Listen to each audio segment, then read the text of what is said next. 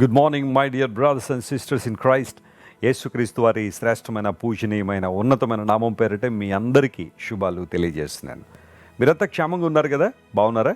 మీకోసం అనుదినం ప్రార్థన చేస్తున్నాము. మా కోసం కూడా మీరు ప్రార్థన చేస్తున్నందుకు మీ అందరికీ కృతజ్ఞతలు తెలియజేస్తున్నాను. దేవుడు మాకు ఇచ్చిన పరిచర్యలను బట్టి దేవుని స్తుతిస్తూ ప్రపంచవ్యాప్తంగా కోట్లాది మందిని చేరుకోవడానికి అనుదినము ఆయన కృప మా మీద దేవుడు కృమ్మరిస్తున్నందుకు ప్రభువుని మేము గణపరుస్తున్నాం. మాతో కలిసి మీరందరూ కూడా ఈ సువార్త వ్యాప్తిలో పాలిభాగస్తులుగా ఉన్నందుకు మీకు కూడా కృతజ్ఞత తెలియజేస్తున్నాం. ప్రతిరోజు ఉదయాన్నే లేచిన తర్వాత మనం ప్రార్థన చేసుకుని దేవుని వాక్యాన్ని చదువుకున్న తర్వాత ఒక అమూల్యమైన వాగ్దాన సందేశాన్ని మనం వింటున్నాం. అలా వినడం ద్వారా మన దేవుడు ఎంత గొప్పవాడో, తనను ఆశ్రయించిన వారి జీవితాల్లో దేవుడు ఎలాంటి మేలులు చేస్తున్నాడో స్పష్టంగా మనం తెలుసుకున్న వారమై ఆయన్ను మరింత బలంగా సేవించడానికి ప్రభువు కృపను అనుగ్రహిస్తున్నారు. ఈరోజు వాగ్దానం కోసం కనిపెడుతున్నారు కదా? పరిశుద్ధ గ్రంథం తెరిచి 78వ కీర్తన 38వ వచనాన్ని చదువుకుందాం. Psalm 78 and verse 38. అయితే ఆయన వాత్సల్య సంపూర్ణుడై వారిని నశింపజేయక వారి దోషము పరిహరించువాడు, తన ఉగ్రతను ఏమాత్రమును రేపు కొనక పలుమారు కోపము అణుచుకొనువాడు. ఆయన వాత్సల్య సంపూర్ణుడు. ఈ మాట చెప్పండి అందరూ ఒకసారి. వాత్సల్య సంపూర్ణుడు, ఫుల్ ఆఫ్ కంపాషన్ ఇంగ్లీష్లో రాశారు. Hour God is full of compassion. ఆయన కనికర సంపన్నుడు, వాత్సల్య సంపూర్ణుడు. చాలా చక్కని మాట. హిబ్రూ భాషలో కంపాషన్ అనే మాటకు రకూమ్ అనే పదం ఉపయోగించబడింది. రకూమ్ అనే పదం మెర్సిఫుల్, దేవుడు దయగలవాడు, కృపగలవాడు, వాత్సల్యం కలిగినవాడు. చాలామంది చాలా చక్కని పేర్లు పెట్టుకుంటారు. వాత్సల్య అనే పేరు కొంతమంది పెట్టుకుంటారు కదా. దేవుడు తన కృపను కనికరాన్ని తన ప్రజల మీద కృమ్మరించాడట. వాస్తవానికి ప్రజల దుస్థితి ఎలాంటిదంటే, ఏ ఒక్కరు కూడా ఆయన్ని స్థిరంగా అనుకోలేదట. ఆయన మీద స్థిరంగా ఆయన ఆరాధించలేదు. తమ నోటి మాటలతో కేవలం ముఖస్థుతి చేశారట దేవుణ్ణి.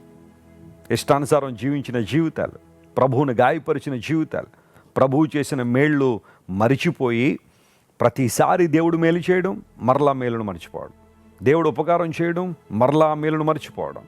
అలాంటి సందర్భాల్లో విశ్వాసఘాతుకులుగా బ్రతుకుతున్న వారిని దేవుడు మరొక్కసారి జ్ఞాపకం చేసుకుని వాత్సల్య సంపూర్ణుడై దేవుడు వారి దోషమును ఏం చేశాడు? పరిహరించాడు. వాస్తవానికి మనం చేస్తున్న పనులను బట్టి, మన ఆలోచనలను బట్టి, మన క్రియలను బట్టి ఏనాడో దేవుని ఉగ్రతకు మనం బలైపోవాల్సిన వారమే. కానీ దేవుడు తన ఉగ్రతను రేపు కొనక తన కోపమును అణుచుకుని తన ప్రేమను మన పట్ల ఇంకా ఇంకా ఎక్కువగా ఆయన కృమ్మరిస్తున్నారు. ఎందుకోసం అంటే ఇకనైనా ఆయన వైపు మనం తిరుగుతామని, ఆయన కొరకు జీవిస్తామని, నమ్మకంగా ఆయన కృపలో వర్ధిల్లుతామని దేవుడు తన కృపను ఎక్కువ మోతాదులో మన మీద కృమ్మరిస్తున్నాడు. అయితే చాలామంది కృపను నిరర్ధకం చేసేవాళ్ళు ఉన్నారు, కృపను దుర్వినియోగం చేసేవాళ్ళు ఉన్నారు. కానీ కృప యొక్క నిర్వచనం నీకు సరిగ్గా తెలిస్తే దేవుణ్ణి మనస్ఫూర్తిగా నువ్వు ఆరాధిస్తావు, ఆయన్ను గట్టిగా నువ్వు పట్టుకుంటావు, ఆయన్ను ఎంతగా స్తుతిస్తావో అంతగా నీ జీవితంలో అద్భుతాలు జరుగుతాయి. కృప తప్ప మరొకటి లేదు. వాత్సల్య సంపూర్ణుడైన దేవుడు. నిజమే, దేవుడు సంపూర్ణుడు. ఆయన అసంపూర్ణుడు కాదు. ఆయన ఏది చేసినా సంపూర్ణంగా ఆయన చేసేవాడు కదా. సృష్టిని అంతా కూడా సంపూర్ణంగా ఆయన చేసి ముగించాడని బైబిల్లో రాయబడింది. ఆయన చేయాలనుకున్నంత చేశాడు. ఆయన సృష్టిని ఆయన చేసి ముగించి సమస్తము మంచిదని ప్రభువు చూశారు.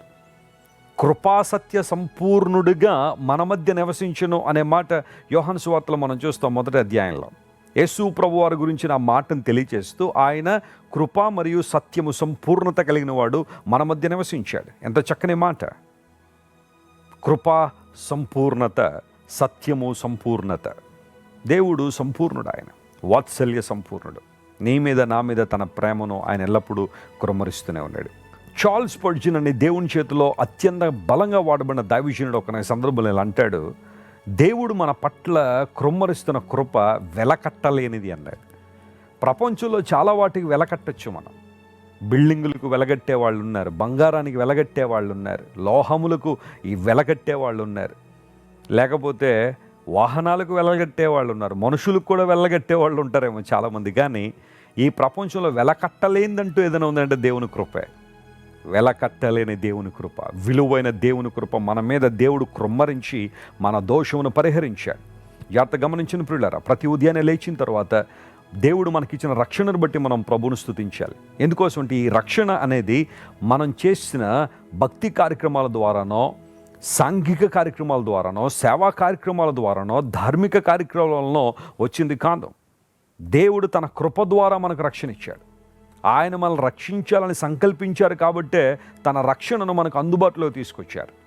యేసుక్రీస్తు ప్రభువారు సిలువలో మరణించినప్పుడు దేవాలయంలో తెర పైనుండి క్రిందకు చిరిగిపోయిందని లేఖనాలు ధృవీకరిస్తున్నాయి.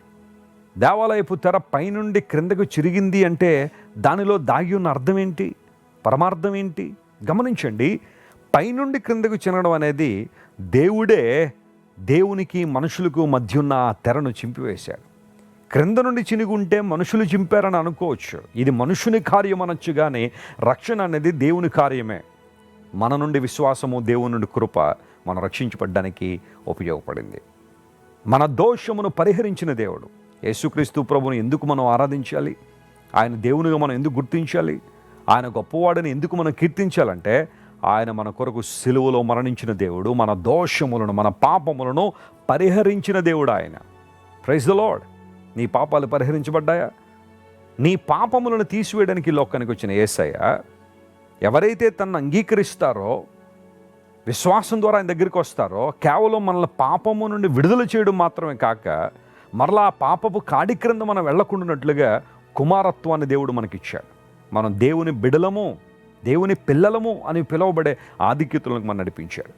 ఎవరైనా మీ దగ్గరికి వచ్చి మీరు ఎవరు అంటే మేము దేవుని పిల్లలము అని చెప్పుకునే ఆధిక్యతలోనికి దేవుడు మనందరినీ నడిపించాడు. ఆ కారణాన్ని బట్టి మనం ప్రభువును స్తుతించాలి. ఆయన ఉగ్రతను రేపుకొనక పలుమార్లు తన కోపాన్ని అణుచుకున్నాడని లేఖనాలు సెలవిస్తున్నాయి. ఇంత కృపగల దేవుణ్ణి, ఇంత మహిమగల దేవుణ్ణి మనం స్మరిస్తూ ఆయన ఆరాధిస్తున్నప్పుడు బలమైన కార్యాలు మన జీవితంలో జరుగుతాయి. ఈరోజు ఈ వాగ్దానాన్ని క్లెయిమ్ చేసి ప్రభువును స్తుతించండి. ప్రభువా, నీ వాత్సల్యాన్ని నా మీద ఎల్లప్పుడూ కుమ్మరించనని కృతజ్ఞతాపూర్వకంగా దేవుని వైపు చూడండి. బలమైన కార్యాలు మీ జీవితంలో జరుగుతాయి. ప్రార్థన చేసుకుందాం. ప్రేమగల తండ్రి, గొప్ప దేవా, నీ కొందనాలు. ఈ ఉదయకాల సమయంలో మీరు మాతో మాట్లాడిన ప్రతి మాటను బట్టి నీకు స్తోత్రాలు. నీ వాగ్దానాన్ని బట్టి నేను స్తుతిస్తున్నాను. వాత్సల్య సంపూర్ణుడు గనుక నీ కొందనాలు. అనేక సార్లు మా దౌర్భాగ్య జీవితాన్ని బట్టి నీ కోపం రేపబడింది, కానీ ఆ కోపాన్ని అణుచుకుని ప్రభువా నీ కృపను, నీ ప్రేమను మా మీద కుమ్మరిస్తున్నావు. ఆ కారణాన్ని బట్టి నేను స్తుతిస్తున్నాము. ఈ వాగ్దాన సందేశాన్ని విన్న మా ప్రియులను దీవించండి, బలపరచండి, శక్తితో బలంతో నింపండి. నీ మహిమ రాజ్యము కొరకు ప్రతి ఒక్కరిని మీరు వాడుకోనండి. ఘనత మహిమ నీకే చెల్లిస్తూ యేసు నామం పేరిట అడిగి వేడుకొనిచున్నాం తండ్రి. Amen, amen. God bless you dear friends. Have a wonderful day. Christ worship centre ఓ బలమైన సంఘ ఉద్యమం. కొన్ని సంవత్సరాల క్రితం కేవలం ఇద్దరితో ప్రారంభించబడిన పరిచర్య నేడు ప్రపంచవ్యాప్తంగా లక్షలాది మందిని ప్రభావితం చేయుచున్నది. రాజమండ్రి, సికింద్రాబాద్, బెంగళూరు, చెన్నై, నెల్లూరు, దుబాయ్, బెహ్రైన్, కరీంనగర్, విశాఖపట్నం, గద్వాల్, కొవ్వూరు, మలకపల్లి, శ్రీలంక, భూటాన్, అడ్డతీగల, పాలమూరు, ఒంగోలు, బళ్ళారి, కోరుకొండ, పోతవరం, నల్లజర్ల, వెంకటరామయ్యగూడెం, మచిలీపట్నం, ఇందిరానగర్లతో పాటు అనేక గ్రామాల్లో క్రైస్ట్ వర్షిప్ సెంటర్ ఆరాధనలు జరుగుచున్నవి. వాక్య సంబంధమైన ఉద్యమంలో, పరిశుద్ధాత్మ సంరక్షణలో కొనసాగాలనుకునే ప్రతి ఒక్కరికి మా ప్రేమపూర్వక ఆహ్వానాన్ని అందిస్తున్నాము. రండి, ఆత్మతో సత్యముతో ప్రభువైన యేసుక్రీస్తును ఆరాధిద్దాం. మీరు ఇంతవరకు విన్న దైవ సందేశం మరియు దేవుని సేవకులు చేసిన ప్రార్థన మీకు ఆశీర్వాదకరముగా ఉన్నదని విశ్వసించుచున్నాము. ఈ సందేశాన్ని మీ స్నేహితులకు, బంధువులకు షేర్ చేయండి. మీకు ఏదైనా ప్రార్థన అవసరత ఉన్నచో మా ఫోన్ నంబర్లకు కాల్ చేయండి.